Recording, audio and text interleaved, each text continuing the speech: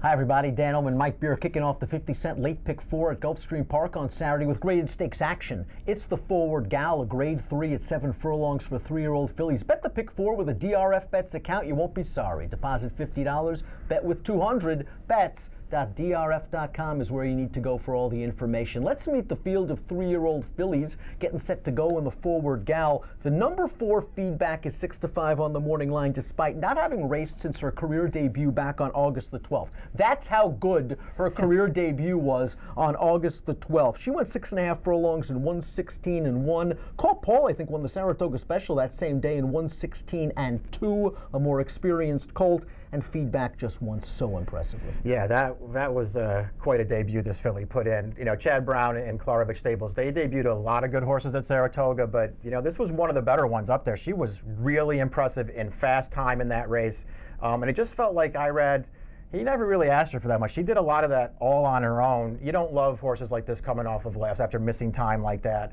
And so maybe that works against her a little bit, but boy, if she comes back running in here, they got their hands full with this horse. No doubt about it. She won like a horse that you thought would be in races like the Frizette or maybe even the Breeders' Cup, but Chad had to stop on her. He brings her back off the extended layoff with some pedigree. The dam, a graded place sprinter that has already thrown 2 graded stakes placed runners. That's Feedback, who I thought won on a very speed favoring track at Saratoga that day, but there's no denying she did it the right way. The 3 Fashion Faux Pas going to make her seasonal debut for trainer Arnaud Delacour, coming off 2 big wins. One at Laurel, one at Tampa Bay Downs. She's got undeniable early speed, and she's already the 4th black type earner out of this dam. Yeah, a good Claiborne family on the bottom of this pedigree, so she has that going for her.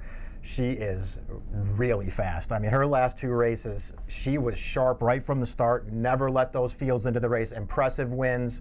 I suspect she goes right to the front in here. She's got to get to 7. We'll see if that works against her, but I thought both of her last 2 races were very good. Timeform US agrees with you. They've got the number 3 Fashion Faux Pas out there on the early lead with Feedback perhaps applying pressure, and they believe that the pace will be fast. Sitting right behind, we see the number 5 Brunette Princess, a winner against fellow Florida breds 2 starts back, then showed brief speed last time out in the Glitter Woman Stakes. Blinkers come on, maybe sharpen the speed a little bit, but this filly's going to really have to improve, especially chasing 2 horses of that caliber. Yeah, I don't know if putting the blinkers on and trying to get more speed out of her is actually the right thing in this field, because the horses that project to be in front of her are both really fast and probably more talented than her too. If the pace does fall apart a little bit, I do agree with the projector that the number 7 Bye Bye J can be in a real prime stalking position. She won the Little House Party Stakes last time out. She's 2 for 2 against fillies. The only loss, throw it out, was on the turf against the boys. Last time out, that was a pretty fast race, the House Party.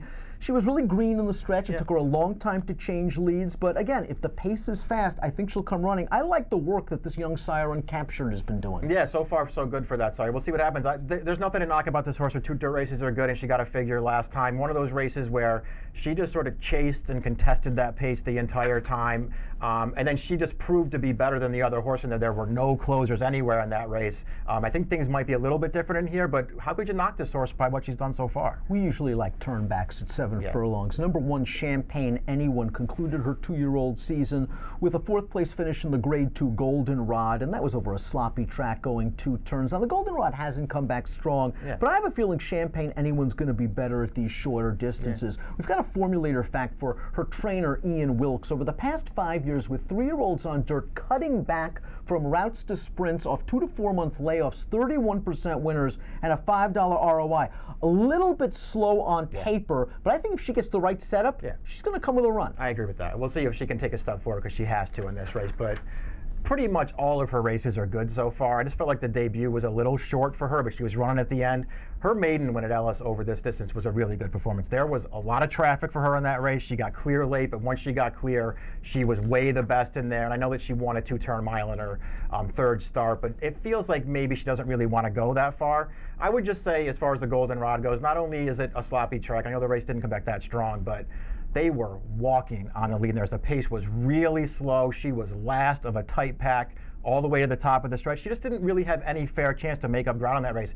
she will have a fair chance to make up ground in this race. To me, she's a horse that you have to use. The number 8 Hollywood Glory is another horse cutting back in distance. This one for a sharp trainer in Mark Henning, beaten 22 lengths by feedback in the debut. But if you believe that that track was speed friendly and that Hollywood Glory needed a race to begin her career, I'm not going to be too harsh on that effort. She actually took a little bit of money that day at 9-1. She came right back and won an off the turf race, and then she ran quite well, albeit in slow off the turf stakes races.